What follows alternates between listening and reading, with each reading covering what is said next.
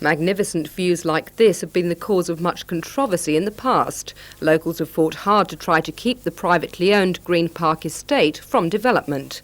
But cost was the major drawback. Lake Macquarie Council could afford to buy only a 41-hectare parcel at a cost of $1 million, which it reserved for parkland last year. Though the state government last September ruled out any financial help, exactly 1 year later it has offered to match the council's expenditure to buy most of the northern part of the estate. Under the plan, 40 hectares or around 18% of the land would become residential, some in Valentine, but mostly here at the end of Crown Street behind Belmont Hospital. In return, the owners would dedicate the rest of the land as open space. But neither the locals nor Lake Macquarie's mayor are overjoyed. I put a solution to the task force which would have given us money over a period to do both the rehabilitation and the maintenance and purchase the park. So I believe they haven't looked at every aspect. And he even says he believes there's been interference in that decision-making. Yes, I believe there's been some funny business in the departments, yeah. I'm talking about bureaucrats doing things that bureaucrats do. Like what? Like interfere with what the due process is. Like I think they're running the country instead of the government and the council. So yeah, I'm saying that bureaucrats have stuck their fingers in the pie, and I believe that it should be aired. But he is happy the plan will finally see a reserve established, and he believes volunteers could help with costly rehabilitation and maintenance work. But members of the Greenpoint Action Group still have reservations. This large gravel quarry off Trowdis Road is causing residents concern. They are hoping that when excavations are finished here, it will be landscaped and used as part of the Bushland Reserve and not sold off for more residential development. Details like this will not be known until Council has prepared a new draft environmental plan, which is expected shortly. Rebecca Skinner, NBN News.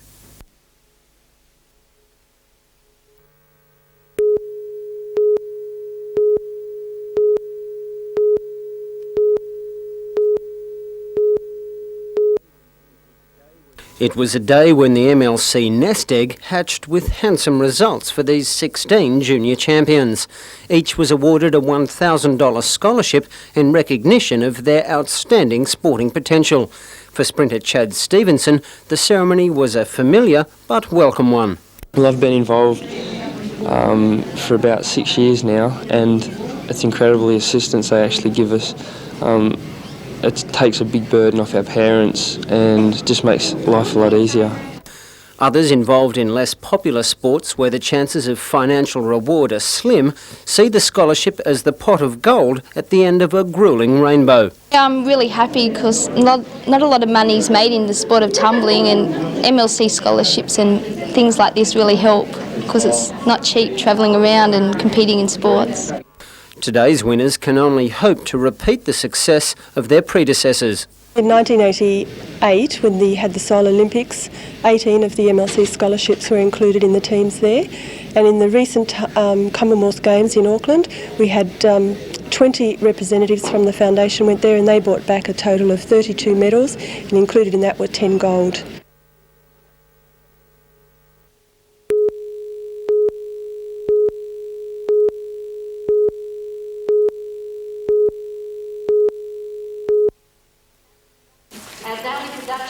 Preparation of surgical stock for sterilisation, preparing isolation packs for service over self. However, and working at home all help to sweat. Thank you very much. Wonderful. No,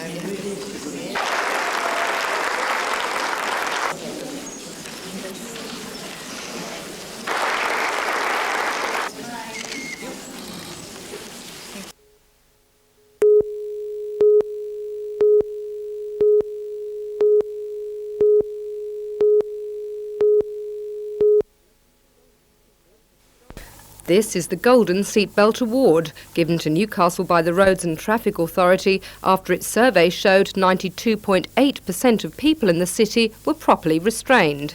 It's that small percentage of people left that are the target of a 3-day police campaign called Buckle Up 3. And even by 9:30 this morning, it was proving successful. For the Mayfield, Waratah, Islington area, we've reported 15 this morning. Mainly passengers, there was 1 or 2 drivers. According to the police, some children are still not being properly strapped up. In the case of a crash at only 50 kilometres an hour, that's equivalent to dropping the child from a second-floor building onto concrete. And belts should be done up firmly. Motorists are also warned to get their vehicles up to scratch before going away in the school holidays. During the next 2 weeks, police and the RTA will be carrying out random safety checks.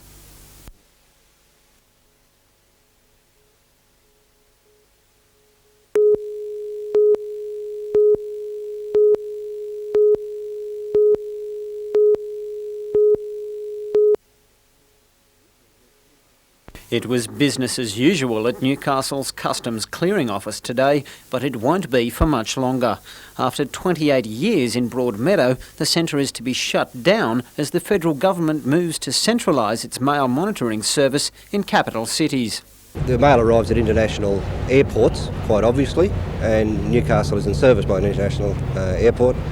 All international mail bound for the Hunter will now be screened at the Clyde Customs Centre in Sydney, a move officials say will actually speed up delivery.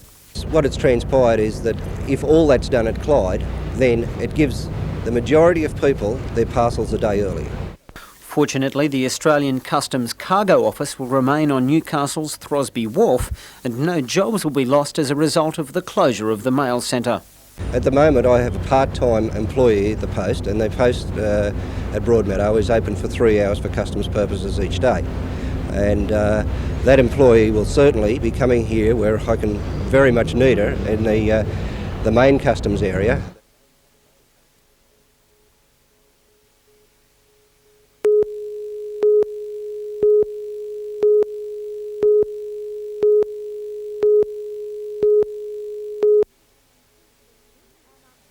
In an unprecedented move, Trades Hall is tonight expected to unanimously pass a resolution condemning Cabinet's decision not to locate the Maritime Safety Authority in Newcastle and calling for it to be changed. It will also notify the Minister responsible, Senator Bob Collins, of its complete lack of confidence in his performance and back the call for a full independent inquiry into the issue.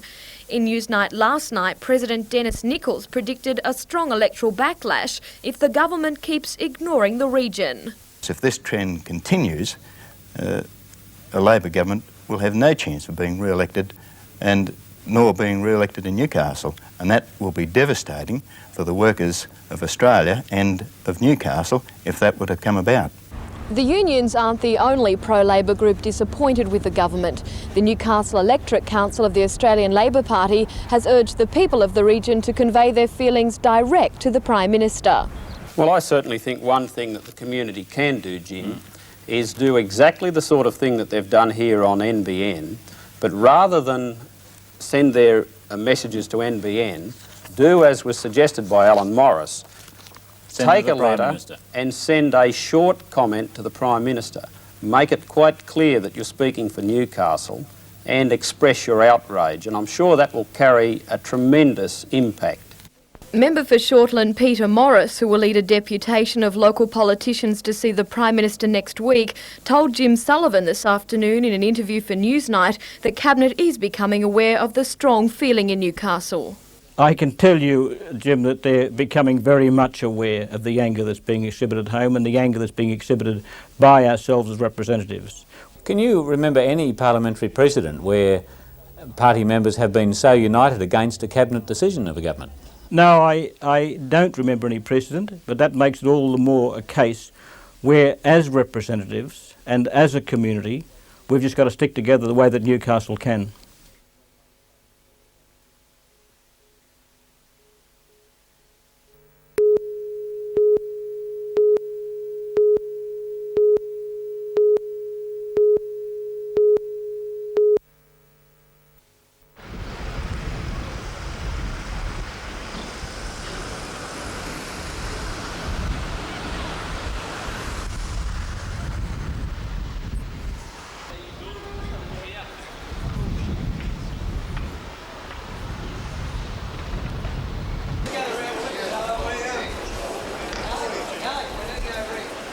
Absolutely the same size, same colours. The materials that we've used on the outside is different, but if you look at this, you're looking at the real Shuttle. For its maker, Paul Dewhurst of Newcastle company Ostra High-Tech, it's been 7 months of back-breaking, brain-taxing work. NASA provided all the information, though Paul admits they scoffed at his claims his 34-man team would have it ready for liftoff in so few months. Even the real endeavour is still 8 months away from emerging from its hangar. But the Newcastle connection came up with the goods, and if there's one man who can vouch for that, it would have to be NASA astronaut Captain John McBride, who captained the Challenger. I couldn't believe it when we drove up and took my first look at this craft. It's amazing, magnificent, marvelous, or some of the words I could use. It's certainly an exact replica of the space shuttle that I got to fly, which was a Challenger a few years back, and I think you can be proud of this product. It's being produced right here. Sadly, the shuttle will now have to be dismantled to be sent off to the Japanese city of Chiba, where it will feature in a major international exhibition. A theatre will be set up inside where films will be shown about the latest developments in the aerospace industry. After that, it will be used for school tours. Well, what Earth Girl hasn't dreamed about the day she can set off in a big white bird out into outer space? I know this girl has, and I see this baby as my ticket out of here. So here goes. Well done. What if it can get me back by 6? Oh, Ray will cover for me anyway. 6, 5, 4, 3, 2, 1, 0. And liftoff.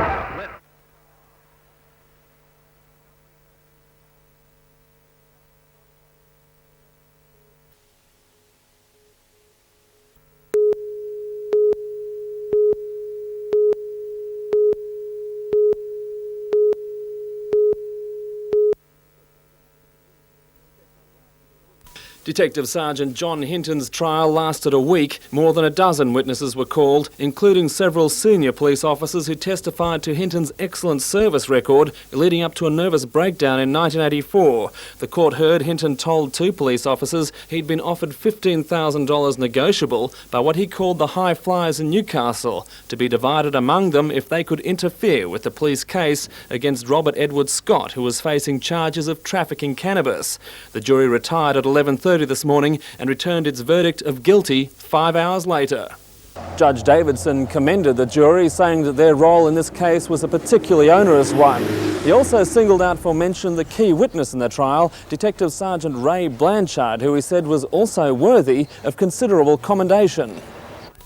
Detective Sergeant Blanchford was stationed in Muswellbrook in 1988 when he approached senior police officers with an account of Hinton's bribe offer to himself and another officer. He later agreed to have further conversations with Hinton while wearing a secret microphone and being recorded by the Police Internal Security Unit. Judge Davidson said Blanchford's action was an exhibition of what I would hope would be the conduct of every conscientious police officer. Judge Davidson refused an application for bail, and Hinton will be remanded in custody for sentence on Friday, September 28.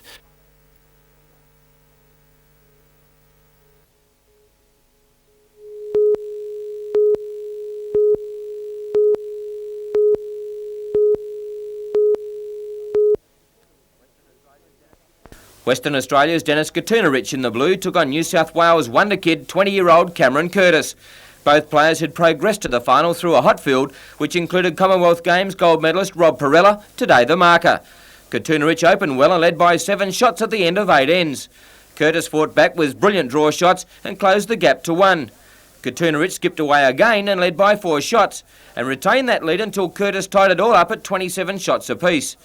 Katuna grabbed 3 shots and, although pressured all the way by the youngster, hung on to record a great win 31-28.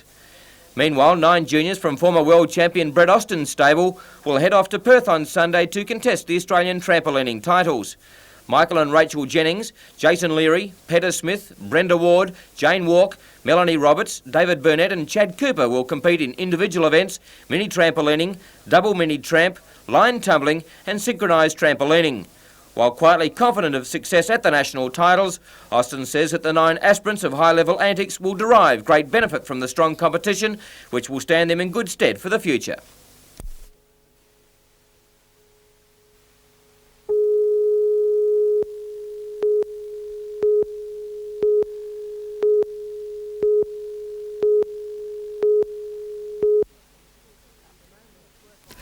At the moment, work on the 4-kilometre stretch is right on schedule, but its reduced budget allocation means construction will stop in November and will not start again for at least 8 months, according to an unhappy Ivan Welsh.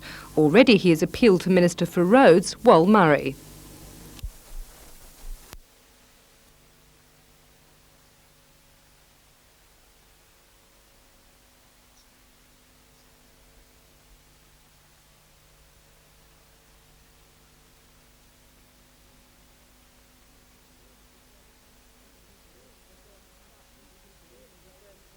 He believes the deserted site will lead to soil erosion and pollution to Lake Macquarie, and he claims temporary work to stop this happening and then its reversal when work starts up again would be a waste of money.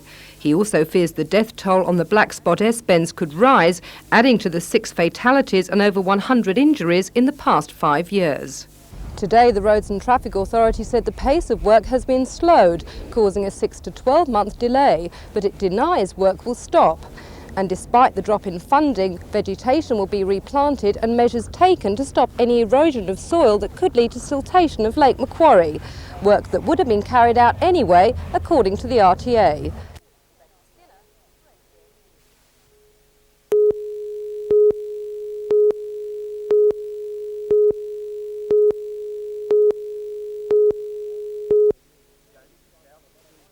Jones and South sealed the deal this morning and signed on the dotted line for the coming season and with an option for an extension to the contract. Secretary Jim Pringle and President John Fleming added their signatures and the ball-playing hooker was officially on board.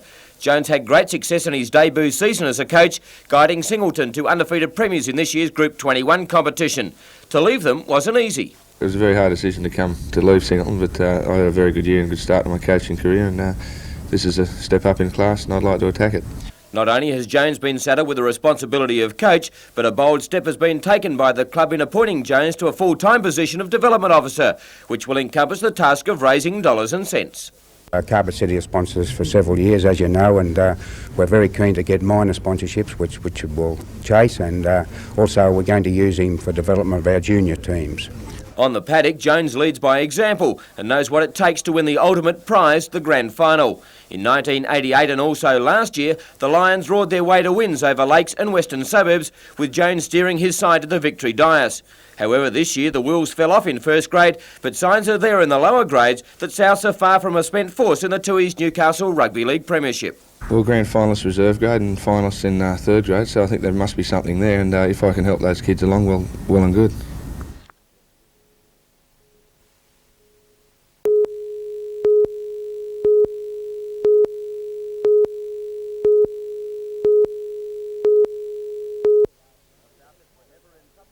The Falcons were never in trouble last night, although Taylor tried to inspire Illawarra.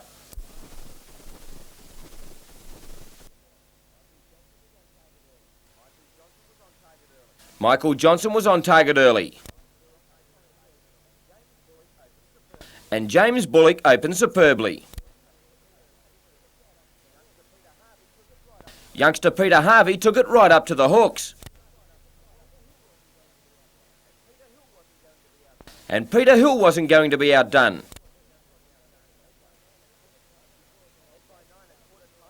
Ahead by 9 at quarter time and 4 at the long break, the Falcons were on top, but Illawarra fought back through Hubbard.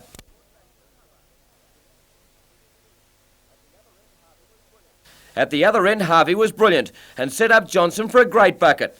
Bullock was dominating the boards and the home side were on line for another win. Bullock was inspirational.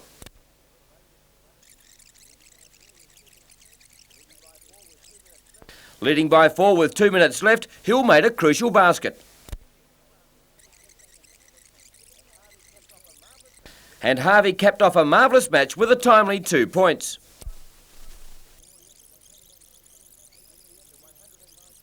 In the end, a 119-108 win to the Newcastle Aussie Tapes Falcons, a remarkable turnaround for a team that had only managed 1 win for most of the season to come home with a wet sail and defeat Adelaide, Perth and the 8th placed Illawarra Hawks.